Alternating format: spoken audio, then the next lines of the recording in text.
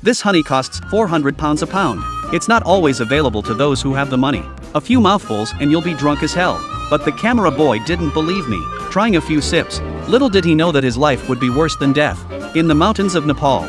In the mountains of Nepal lives a tribe of honey collectors. They are isolated from the rest of the world. The local elders live long lives. It's said to be the result of a long diet of this honey. It's that time of year when the honey is harvested. They take the ropes they need and set off. After a half-day trek, they arrive at a cliff deep in the mountains. A large beehive on the cliff caught their attention. They still carry on the ancient tradition of honey harvesting. Before collecting the honey, a ritual is performed. A rooster is sacrificed as a sign of reverence for the mountain and to pray for peace. After the ceremony is complete, ladders are made on site.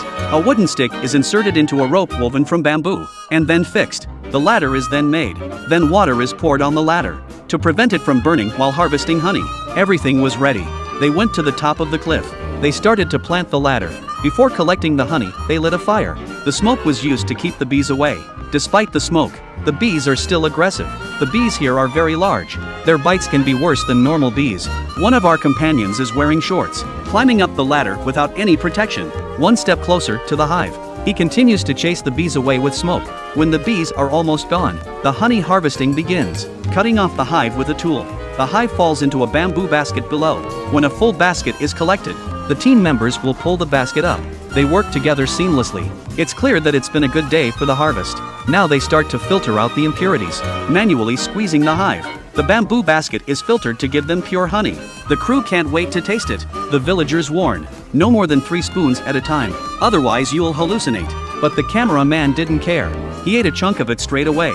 He couldn't stop licking his fingers afterwards. He said he didn't feel anything special. The villager smiled a little at this comment.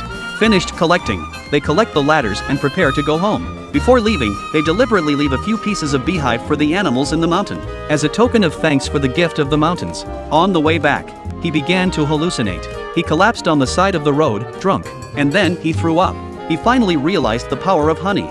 That's when he suddenly started to seize, and then he passed out. But the villagers weren't worried. They've seen it all before. After a few moments of rest, the boy finally regained consciousness, but he couldn't walk. The villagers had to carry him on their backs. The reason why honey has this effect, it's because of the large number of rhododendron flowers in the mountains. The pollen contains a toxin, the honey that the bees make from this pollen. Naturally, it also contains this toxin. This is why you can hallucinate after eating it. The local people usually add special herbs to the honey. Special herbs are added to break down the toxin. It takes a while to settle before it can be eaten normally. Come the next day, the camera boy looked much better.